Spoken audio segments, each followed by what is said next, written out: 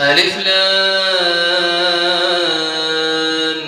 ميم را تلك آيات الكتاب والذي أنزل إليك من ربك الحق ولكن أكثر الناس لا يؤمنون الله الذي رفع السماوات بغير عمد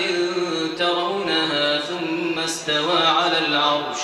وسخر الشمس والقمر كل يجري لأجل مسمى يدبر الأمر يفصل الآيات لعلكم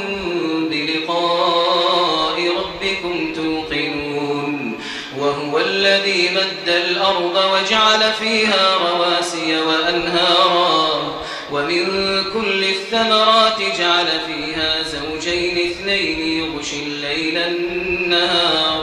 يغشي الليل النهار إن في ذلك لآيات لقوم يتفكرون وفي الأرض قطع متجاورات وجنات من أعناب وزرع ونخيل صنوان وغير صنوان يسقى بماء واحد ونفضل بعضها على بعض في الأكل إن في ذلك لآيات لقوم يعقلون وإن تعجب فعجب قولهم أإذا كنا ترابا أإنا لفي خلق جديد أولئك الذين كفروا بربهم وأولئك الأغلال في أعناقهم وأولئك أصحاب النار هم فيها خالدون ويستعجلونك بالسيئة قبل الحسنة وقد خلت من قبلهم المثلات وإن ربك لذو مغفرة للناس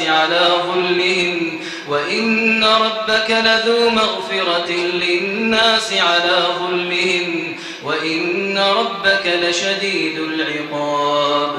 ويقول الذين كفروا لولا أنزل عليه آية من ربه إنما أنت منذر ولكل قوم هاد الله يعلم ما تحمل كل أنثى وما تغيض الأرحام وما تزداد وكل شيء عنده بمقدار عالم الغيب والشهادة الكبير المتعال سواء منكم من أسر القول ومن جهر به ومن هو مستخف بالليل وسارب بالنهار له معقبات من بين يديه ومن خلفه يحفظونه من أمر الله إن الله لا يغير ما بقوم حتى يغيروا ما بأنفسهم وإذا أراد الله بقوم سوءا فلا مرد له وما لهم من دونه من وال هو الذي يريكم البرق خوفا وطمعا وينشئ السحاب الثقال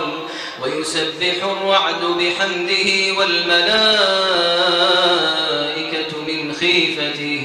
ويرسل الصواعق فيصيب بها من يشاء وهم يجادلون في الله وهو شديد المحال له دعوة الحق والذين يدعون من دونه لا يستجيبون لهم بشيء